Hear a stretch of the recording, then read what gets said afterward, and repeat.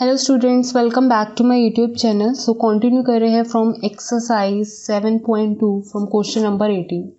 सो यहाँ पे आपके पास इस तरह से वैल्यू है, बहुत ही क्लियर पता चल रहा है कि आपको क्या लेट करने पे टी की वैल्यू कुछ ऐसी वैल्यू मिल जाएगी जिसकी हेल्प के साथ आप उसको dt लिख सकते हो। तो यहाँ पे पता है सपोर्ट tan इनवर्स x का डिफ्रेंसिएशन क्या होता है 1 + x²। तो लेट यहाँ पे क्लियर करना है tan इनवर्स x को इक्वल्स टू t, जिसको डिफ्रेंशिएट करने के बाद वैल्यू क्या आती है, tan इनवर्स x का डिफ्रेंशिएशन होता है 1/1 + x², और ये dx की वैल्यू मैं पहले ही यहाँ पे लिख देती हूँ। सो यहाँ पर आपके पास वैल्यू आई है, इस तरह से क्लियर कट पता चल रहा है कि आपको ये वैल्यू किसके इक्वल लिखनी है। एग्जैक्ट ये वैल्यू किसके इक्वल है, dt के इक्वल लिख दी। अब e के ऊपर जो आपने वैल्यू के क्या लिया था लेट t, उसको भी लिख दो। सो इसका integration is very easy, that means वही वैल्यू आएगी। सो अब जैसे कि यहाँ पे कोई कांस्टेंट वैल्यू नहीं है, कोई नेगेटिव साइन नहीं है, तो सिर्फ यही वैल्यू आएगी। सो e⁻t की वैल्यू मैं वापस पुट कर रही हूँ। So this is the final answer. So देखा, बहुत ही इजी था क्वेश्चन नंबर 18। कहाँ ये आपको कॉम्प्लिकेटेड लग रहा था, लेकिन है नहीं है, right. Now let's see question number 19। So question number 19 and question number 20 बहुत ही इंपॉर्टेंट क्वेश्चंस हैं एंड क्वाइट ट्रिकी क्वेश्चंस हैं। तो यहाँ पे जो मैं आपको स्मॉल ट्रिक बताऊंगी वो आपके लिए काफ़ी यूजफुल होगी। सो उसको ध्यान से देखना। सो जैसे कि आप यहाँ पे देख पा रहे हैं कि यहाँ पे e⁻2x है। सो यहाँ पे सबसे पहला स्टेप क्या करना है, आपको न्यूमरेटर एंड डिनोमिनेटर में डिवाइड कर रहा है e⁻x के साथ। ठीक है, लिख सकते हो आप dividing numerator and denominator by e⁻x। तो ये बहुत ही इंपॉर्टेंट स्टेप मैंने आपको बताया है for this question number 19 only. So मतलब e⁻2x - 1 के नीचे क्या आएगा, e⁻x, e⁻2x + 1 के नीचे भी क्या आएगा, e⁻x। तो बैलेंस करने के लिए मैंने ये दोनों के नीचे लगाई है वैल्यू। तो आप देख रहे हैं कि बैलेंस है अब हमारे पास इक्वेशन। दोनों वैल्यूज न्यूमरेटर एंड डिनोमिनेटर के नीचे मैंने ये वैल्यूज को लगाया है।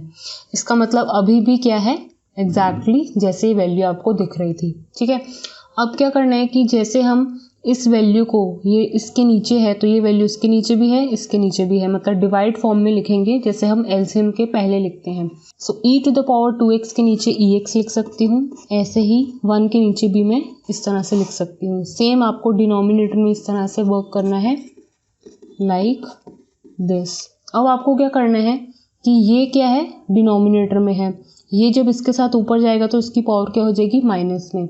तो ये कैसे दिखेगा आपको, लाइक दिस, e⁻2x साथ में e⁻−x, और ऐसे ही यहाँ पर ये इधर जाएगा ऊपर तो -x। ऐसे ही ये नीचे भी वर्क करेगा, ऐसे ही e⁻−x, e⁻−x।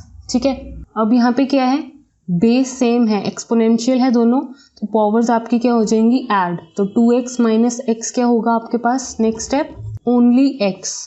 तो 2x में से x जाता है तो वैल्यू क्या आती है, x, और यहाँ पे एज इट इज रहने दो। ऐसे ही यहाँ पे बेस सेम है, पावर्स क्या हो जाएंगी, ऐड, तो वैल्यू क्या आएगी आपके पास, ओनली x। अब आपका जो क्वेश्चन है यहाँ से लेके यहाँ तक आने का जो प्रोसेस था वो काफ़ी इम्पोर्टेंट था, क्योंकि अब जो प्रोसेस रह गया है वो बहुत ही इजी है। क्योंकि अब आप इस डिनोमिनेटर की वैल्यू को अगर t लेट करेंगे, उसको डिफ्रेंशिएट करेंगे, तो आपके पास वैल्यू क्या आएगी जो न्यूमरेटर में आपको दिख रही है। कैसे, let's see, let this denominator value e⁻x + e⁻−x equals to t। तो अब मैं इसको डिफ्रेंशिएट कर रही हूँ विद रिस्पेक्ट टू x, तो एक्सपोनेंशियल का डिफ्रेंशिएशन वही, यहाँ पे भी वही, लेकिन यहाँ पे आपके पास माइनस भी आएगा। क्यों आएगा, क्योंकि यहाँ पे पावर में क्या है, माइनस। एक्सपोनेंशियल का तो एक्सपोनेंशियल ही आएगा, लेकिन जो साथ में वेरिएबल की वैल्यू क्या है, -1। अगर 1 होता, अगर यहाँ पे 10 वैल्यू होती तो साथ में 10 आ जाता, यहाँ पे नेगेटिव है तो साथ में नेगेटिव आ गया। सो इसका मतलब क्या है, e⁻x - e⁻−x dx equals to dt। तो ये वैल्यू डायरेक्ट आपको मिल रही है न्यूमरेटर में, एग्जैक्टली ऐसे ही। तो किसके इक्वल आपको रखनी है वो वैल्यू, dt के इक्वल। सो नेक्स्ट स्टेप में देखो, सो यहाँ पे मैंने इस वैल्यू को t लेट किया था, तो लिख दो t, और ये पूरी वैल्यू किसके इक्वल आ रही है, dt के इक्वल। सो मेरे पास सिर्फ वो बड़ी जो फिगर आपके क्वेश्चन स्टार्ट में आप देख रहे थे वो कहाँ से कहाँ पर पहुँचकर यहाँ पे छोटी सी वैल्यू बन चुकी है। तो बहुत ही इजी है। और integration of 1/t is log mod में t। अब जो आपने t की वैल्यू को लेट किया था वो आप वापस से यहाँ पे डाल दो, that means ex plus e⁻⁻x। So this is the final answer for question number 19। काफ़ी ही अच्छा क्वेश्चन है अगर आप ध्यान से समझेंगे। So let's see question number 20। थोड़ा सा डिफरेंट है लेकिन एग्जैक्टली क्वेश्चन नंबर 19 की तरह बिल्कुल भी नहीं होगा। So don't try that same trick in this question. Okay, so यहाँ पर क्या कर रही हूँ, ध्यान से देखो, लेट कर रही हूँ मैं 2x। ये जो 2x वैल्यू आपको दिख रही है ना हर जगह, इसको मैं t लेट कर रही हूँ। ठीक है, तो जैसे ही मैंने इसको t लेट किया, इसको डिफ्रेंशिएट किया, तो मेरे पास वैल्यू क्या आई, लाइक दिस। तो यहाँ पे मेरे पास 2 तो कोई है नहीं, तो यहाँ पे मैं 2 को वापस से dt के नीचे शिफ्ट कर रही हूँ। तो यहाँ पर अब मुझे इतना पता है कि 2x की जगह मुझे क्या लगाना है, t। सो यहाँ पे e⁻t हो गया, यहाँ पे -t हो गया, यहाँ पे e⁻t हो चुका है, प्लस यहाँ पे -t हो चुका है, और यहाँ पे वैल्यू क्या आई, dt/2, जिसका 2 कांस्टेंट वैल्यू है, मैंने बाहर लिख दी। अब अगर आप क्वेश्चन नंबर 19 को उठाकर चेक करेंगे तो ये वैल्यू आफ्टर ट्रिक आपको इस तरह से दिख रही थी in the form of x variable, e⁻x minus e⁻x upon e⁻x plus e⁻x। ये हम वैल्यूज कब लेकर आए थे, जब मैंने वहाँ पे एक ट्रिक आपको जो बताई थी, उसके बाद सॉल्व करने के बाद, सिंप्लीफाई करने के बाद आपके पास ये वैल्यू आई थी। तो यहाँ पे सिर्फ t लेट करने पर आपके पास वो फिगर इस तरह से आपको दिख रही है। तो यहाँ पे कोई ट्रिक अप्लाई करने की ज़रूरत नहीं है। तो यहाँ पे अब इस स्टेज पे आप पहले ही पहुँच चुके हैं, तो यहाँ पे आपको पता ही है क्या करना है। जब हमने यहाँ पर क्या किया था, इस वैल्यू को t लेट कर लिया था, तो ऊपर की वैल्यू आ जाएगी आफ्टर डिफ्रेंशिएशन। तो इसी तरह से मैं इस वैल्यू को अगेन डिफरेंट वैल्यू लेकर लेट कर लूँगी। मतलब यहाँ पे एक तरह से डबल सब्सटीट्यूशन लग रहा है। कहने का मतलब डबल सब्सटीट्यूशन एक अनदर मेथड नहीं है, बस ये है कि एक ही क्वेश्चन में आप 2 बार वैल्यूज़ लगा रहे हो चेंज करके। यहाँ पे पहले आपने t में कन्वर्ट किया इसको, अब जैसे कि t में आप कर चुके हो तो एक और वेरिएबल ले लो, क्योंकि यहाँ पे आपका जो सॉल्व होगा क्वेश्चन, आपको जैसे पता है कि यहाँ पे सब्सटीट्यूशन मेथड लगा था, इसकी वैल्यू को लेट करा था आपने t, तो वैल्यू जाकर सॉल्व हुई थी। तो यहाँ पर जैसे t आप ऑलरेडी ले चुके हो, तो यहाँ पर आप अनदर वेरिएबल लेट कर लो, दैट मीन्स p ले लो। e⁻t प्लस e⁻−t को मैं लेट कर रही हूँ p। ठीक है, अब इसको जब डिफ्रेंशिएट करोगे विद रिस्पेक्ट टू x, तो आपके पास वैल्यू क्या आएगी, e⁻t प्लस e⁻−t। बस यहाँ पे कंफ्यूज बिल्कुल भी नहीं होना है। जैसे हम t को ट्रीट करते हो वेरिएबल एक अनदर वेरिएबल है, x ना होते हुए t एक अनदर वेरिएबल है, ऐसे ही t ना होते हुए p एक अनदर वेरिएबल है। वर्किंग प्रोसेस एग्जैक्टली सेम रहेगा। ठीक है, सो अब ये वैल्यू आपको एग्जैक्टली न्यूमरेटर में क्लियरली दिख जाएगी। तो जिसको आपने क्या लिखना है, डायरेक्ट dp।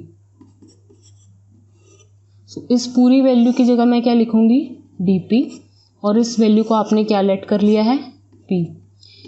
तो अब आपका क्वेश्चन p पैरामीटर के वेरिएबल में सॉल्व हो रहा है। तो 1/p सिर्फ पैरामीटर ही तो चेंज हो रहा है, नथिंग एल्स। तो जैसे 1/t का या 1/x का इंटीग्रेशन क्या होता है, log, तो यहाँ पे इसका भी हो जाएगा वैसे ही। सिंपली बस यहाँ पे t ना होते हुए p है, तो यहाँ पे जो भी p की वैल्यू को लेट किया था वैल्यू अब वापस से डाल दो। अब अभी भी ये मेरे पास वेरिएबल t मुझे दिखाई दे रहा है जो कि मैंने लेट किया हुआ था, तो वापस से t की वैल्यू क्या है, ट्वाइस ऑफ x, यहाँ पर डाल दो। सो this is the final answer जब आप t की वैल्यू से इसको चेंज कर दोगे, that means 2x plus e⁻−2x plus c।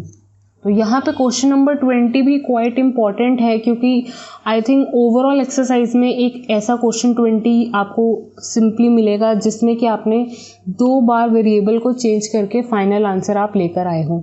है तो ये बहुत इजी। सिंपली आपने पहला स्टेप क्या करना है कि ट्वाइस ऑफ x को t ले लेना है। ठीक है। सो जैसे ही ट्वाइस ऑफ एक्स को टी लेते हो तो जहाँ पे ट्वाइस ऑफ एक्स है वहाँ पे टी टी टी डाल दिया, ठीक है।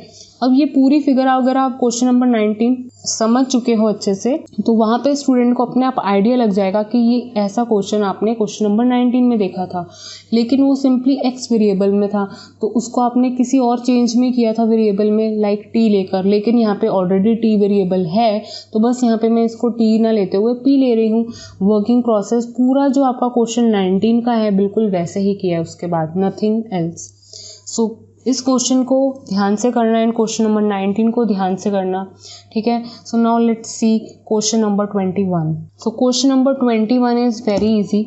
सबसे पहली बात, मैं इस वैल्यू को, ये जो एंगल में वैल्यू है इतनी बड़ी, मैं उसको टी ले लेती हूँ। सो यहाँ पे इसकी वैल्यू को जब मैं सॉल्व करूँगी, डिफ्रेंशिएट करूँगी, मेरे पास वैल्यू क्या आएगी, लाइक दिस। तो 2 वैल्यू तो मुझे दिख नहीं रही है तो मैं उसको dt के नीचे शिफ्ट कर देती हूँ। अब मुझे dx की जगह वैल्यू क्या डालनी है, ये, लेट मी पुट दैट। अब tan square as it is, इस वैल्यू को मैंने क्या लिया, t। So tan square t है मेरे पास, लेकिन मेरे पास कोई डायरेक्ट फॉर्मूला नहीं है, तो लेकिन मेरे को पता है क्लास 10th से आइडेंटिटी एक कि that means tan square t को आप क्या लिख सकते हो, सीकेंड स्क्वायर t -1, तो वो मैं यहाँ पे लिख देती हूँ। और ये मेरे पास यूज़फुल भी रहेगी क्योंकि सीकेंड स्क्वायर t का मुझे इंटीग्रेशन का डायरेक्ट फॉर्मूला भी पता है। तो ये कांस्टेंट वैल्यू को मैं बाहर लिख रही हूँ। अब आपके पास ये वैल्यू किस तरह से है, लाइक दिस। तो अब आपको इस वैल्यू को स्प्लिट करके लिखना है। अब ये 1/2 ओवरऑल इंटीग्रेशन के साथ है तो ये वैल्यू इसके साथ भी आएगी, ठीक है। सो यहाँ पे आपको 1 का इंटीग्रेशन करना है, यहाँ पे सीकेंड स्क्वायर t का इंटीग्रेशन करना है, that is very easy. Secant square t का इंटीग्रेशन होता है डायरेक्ट tan t एंड 1 का इंटीग्रेशन इज t। सो यहाँ पे आपके पास NCERT में अगर आप चेक करेंगे तो 1/2 की वैल्यू बाहर ही लिखी हुई है, तो आप इस तरह से भी लिख सकते हो, नो प्रॉब्लम। सो यहाँ पे t की वैल्यू आप फाइनली पुट कर देंगे जो आपने स्टार्टिंग में लेट की थी। So this is the final answer for question number 21। So next video में कंटिन्यू करेंगे from question number 22। Thank you students for watching this video. Please like, share and subscribe to my channel.